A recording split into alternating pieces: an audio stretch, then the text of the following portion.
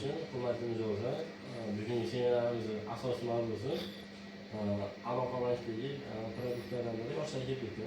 Biz buni bilamiz. Yoshlar krediti asosan 18 yoshga to'lgan, 30 yoshdan o'tmagan yosh tadbirkor qizlarga mo'ljallanib beriladi.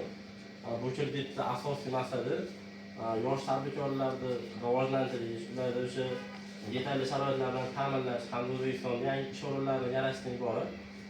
Bu kredit muddati bilamiz 7 yilgacha imtiyozli davrlar bo'ladi. Hozir resurs yo'qligi uchun ushbu kreditimiz vaqtincha qayta ishlash jarayonida turibdi.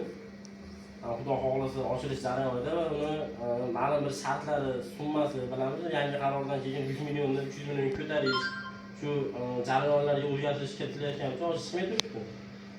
Chiqqandan so'ng asosiy shartlari, maqsadlari hammasi sizlarga yana ham tushuntiriladi.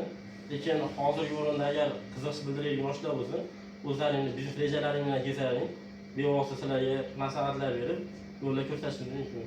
Rahmat.